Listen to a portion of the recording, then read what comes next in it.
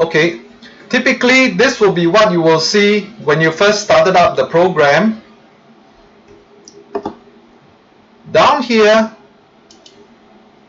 there will be a little bit of introduction on the user interface itself that you can click on. Like for example, this area here in the viewport is where we will control the camera and the viewport displays. And on the left here, where this bar would be, will be the Scene Explorer, and this is where you can sign in at near the top right hand corner at this point. And you can now select a workspace as well. We will talk about that later. We'll just leave it default. And one of the most important key areas would be this area down here, which is the command panel. And below here would be this area down here, will be the animation, time configuration, and down at this spot here will be the zoom and navigation tools.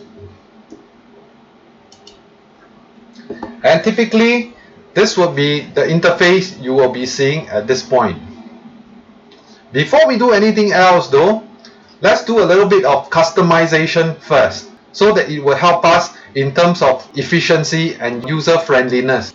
Let's go to Customize, Preferences. Look under this area here. First of all, the default scene undos. By default, there are 20 levels of undo. That means it allows us to undo for up to 20 steps previously. Okay, for new users, we may want to set it up a little bit higher to, let's say, 30 levels of undo here. And we will not want to use this texture coordinates here. Alright, please take note not to use this real world texture coordinates, because for new users we would like to show you one method to map the textures first. Okay, and when we do two types all at once, there's a good chance we will confuse you more than sharing with you how to get it to work properly. Then next we move on to Files, the Files tab. Please activate this part here, this portion here called Convert Local File Paths to Relative, this one. This will allow us to adjust and reconnect the texture files when we are importing or merging files done elsewhere. Also, please take note on the auto backup and enable the auto backup here. By default, it says the auto backup will be 3 sets of auto backups. I think we can just leave it as it is for now. The number of backup interval time is set at 5 minutes.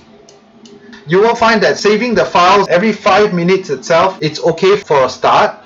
But when the file becomes complicated and the file becomes quite big and heavy, each time it saves, you will find that the program will stop interacting with you and it almost seems like it is hanging or freezing. So this is the part where you may want to adjust this a little bit for now. I'm pretty happy just having it saving at every 15 minutes interval. So at the very most, when I lose my work, when the program crashes, I lose about 15 minutes worth of work here. Alright, but the thing is, auto backup is pretty important. Yeah. Next part, let's move on to viewports here. So please make sure this portion here on show vertices as dots, this option is on, and I like to just make this one bigger, so I like to have the sizes set at 5 at this point, so that later on the vertex handles and all, I can see it quite clearly down here as well. And when this is done, I will just click OK for now. Next, we're going to move on to Customize and Units Setup. So please make sure by default we are having this as the display units You see down here, this is the display unit scale. So please make sure we are leaving this at generic units for now. So it doesn't display any mm or meters or feet or inches and so on. We really don't need to be dealing with this at this level. And please also go into now the system unit setup. This system unit setup, we need to make sure the system unit scale is set to millimeters. This is so that later on, when we start importing the files done elsewhere, like from SketchUp or from AutoCAD for example, it comes in the correct scale when we imported the drawings in and so on. Because in our local context here, we use metric system, so we are not going to touch on inches too much here. So we're going to work with millimeters. So when we're done, we click OK and OK.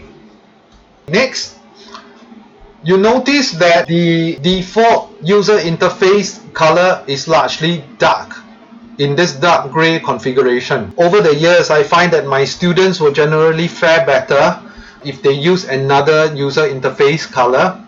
And also over the years, I kind of prefer having it in a lighter scheme because I find that it helps my eyesight a lot. Working long hours or over a long period of time using this dark scheme strains my eyes, and I find it incredibly tiring because I have to strain my eyes to see very hard to see whether this command I have selected or not, or I have highlighted or not. So I like to get you to just change it into a lighter scheme for now. So let's go to Customize, go to Custom Defaults Switcher, and change the default UI from this scheme under the UI schemes from default UI to AME Light, and click Set.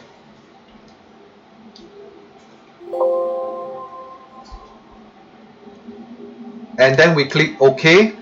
So once we're done, we can close the program and restart it.